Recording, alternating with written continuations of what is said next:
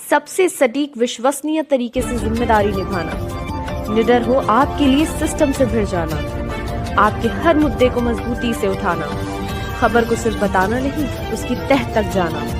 आप देख रहे हैं सहारा टुडे। लोग जो है इस संस्था को पहचानते हैं, संस्थान को पहचानते हैं आप? कैसे पता चली बात? एक आध लोगों से बात हुई है हमारी, अच्छा, फीडबैक ले लेते हैं।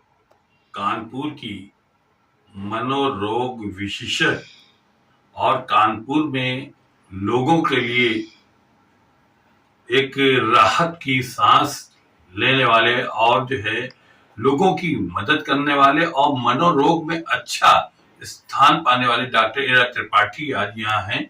हम उनके उसमें आए हैं और यहाँ पे संस्थान में देखिए, पहले तो हम दिखाएंगे कितना इनको जो है सम्मान किया गया है, इनका बहुत अच्छी तरह सम्मान किया गया है। और इसी के साथ हम जो है यहाँ पर उनसे मुलाकात करेंगे और बात करेंगे, पूरी बात बताएंगे।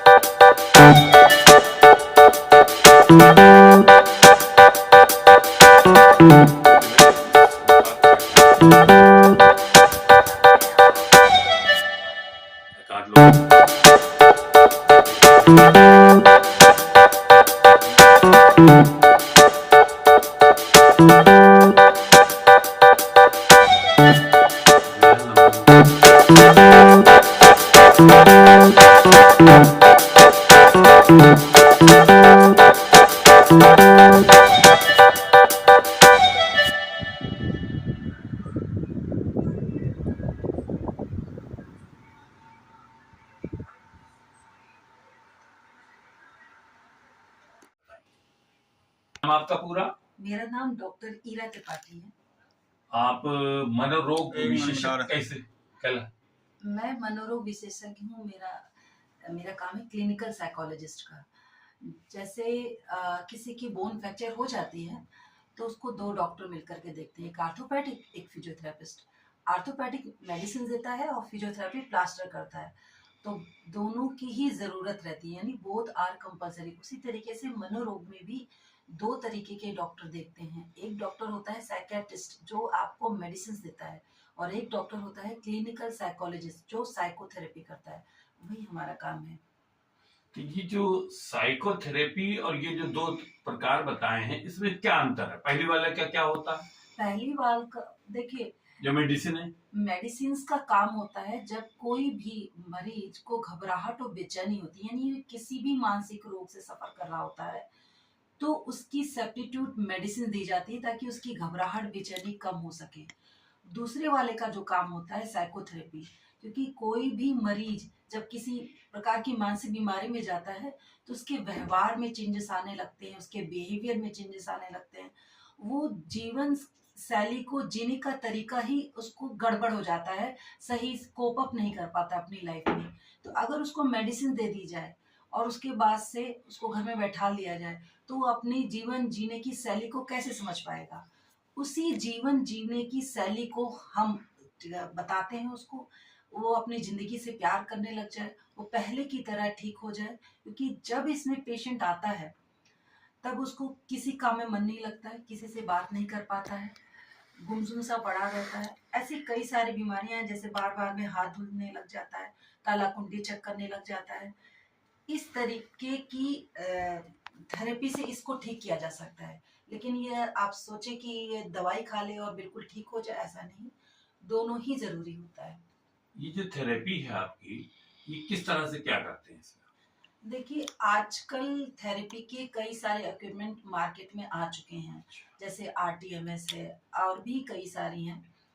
बाय फीडबैक है और भी कई सारी मशीन है जो मार्केट में आ चुकी हैं। उसके अलावा पेशेंट के बिहेवियर में चेंज लाने के लिए पेशेंट में को कराया जाता है। ब्रेन एक्सरसाइज है, मेडिटेशन है, ब्रीथिंग एक्सरसाइज है, काउंसलिंग है, फिजिकल एक्सरसाइज है, बिहेवियर एक्टिविटीज है। ये सारी चीजें साइकोथेरेपी में कराई जाती है, जिससे पेशेंट धीरे धीरे करके नॉर्मल होने लग जाता है।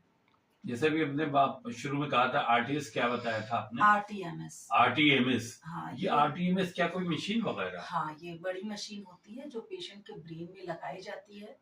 ये एक मैग्नेटिक थेरेपी होती है जो डिप्रेशन के लिए ज्यादा फायदेमंद होती है। किसी के अगर दिमाग में कोई चीज बस गई तो उसमें ज्यादा फायदेमंद होती है।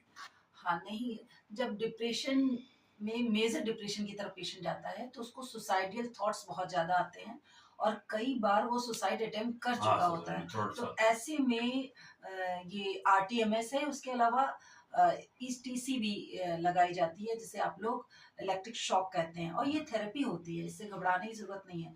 तब ये सारी चीजें काम आती हैं। ये आरटीएस मशीन जो है, ये क्या अपने कानपुर में आपके यहाँ है? हमारे यहाँ तो नहीं है, लेकिन हाँ, कई ऐसे हॉस्पिटल हैं जहाँ पर है। डॉक्टर महेंद्रू क्या है? डॉक्टर महेंद्रू क्या, रवि कुमार क्या भी होगी? ये मुझे जानकारी नहीं है। अच्छा, तो ये बताइए, इससे किस तरह अवॉइड करें, किस तरह बचा जा सकता है, क्या है इसके? देखिए, सबसे पहले आप सबको समझना चाहिए कि मानसिक रोग भी एक रोग है। बिना ट्रीटमेंट के कोई भी रोग सही नहीं होता है। जैसे हम फीवर हमें हो जाता है, तो क्या हम उसके लिए कोई उपाय सोचने लग जाते हैं या मेडिसिन लेते हैं?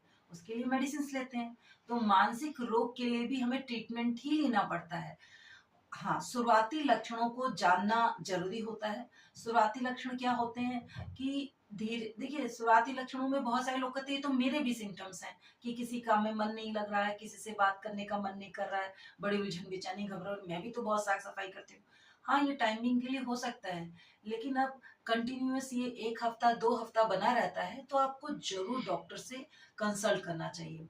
कैसे बचने के लिए सबसे बेस्ट तरीका आजकल के समय जो है वो हमारी लाइफस्टाइल में हम अपने ऊपर बिल्कुल भी ध्यान नहीं दे पाते हैं।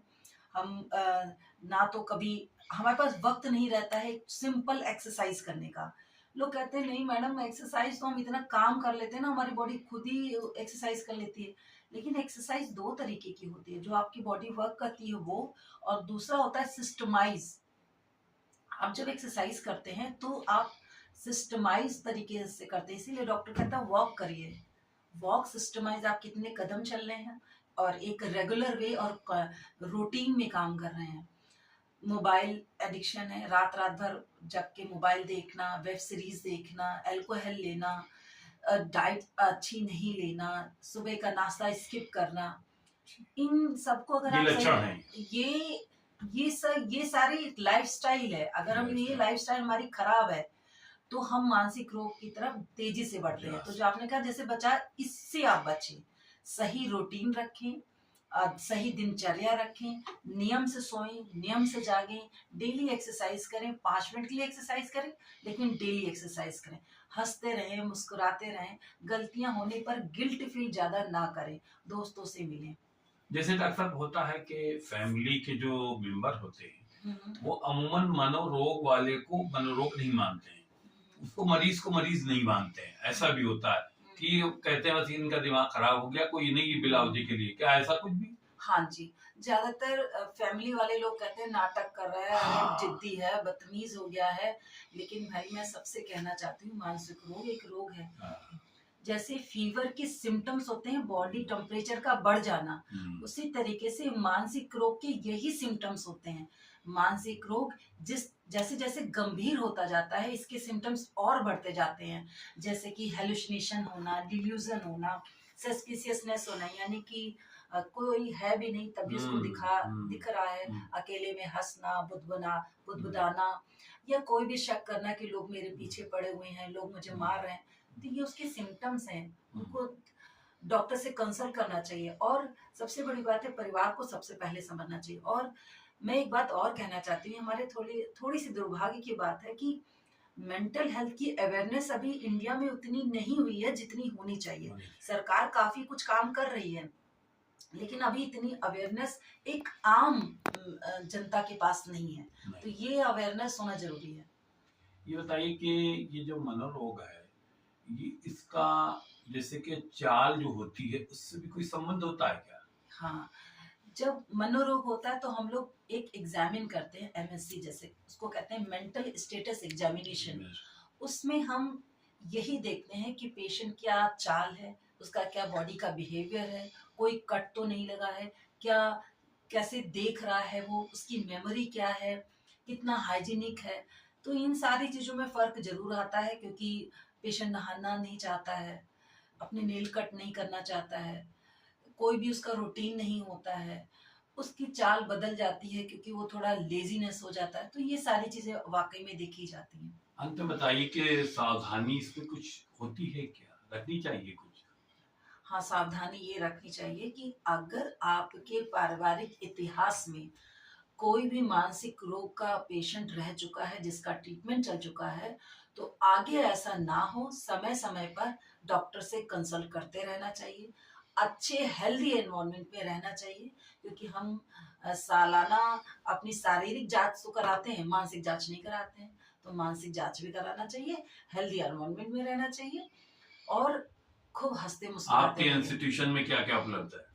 हमारे यहाँ साइकोथेरेपी होती है, कई तरीके की साइकोथेरेपी होती है, काउंसलिंग होती है, साइकोलॉजिकल सारी टेस्टिंग होती है। और आपकी जानकारी के लिए मैं बता दूं, मानसिक रोग का कोई पैथोलॉजिकल टेस्ट नहीं होता है कि CT scan, MRI, blood test नहीं, इनका सिर्फ साइकोलॉजिकल टेस्ट होता है।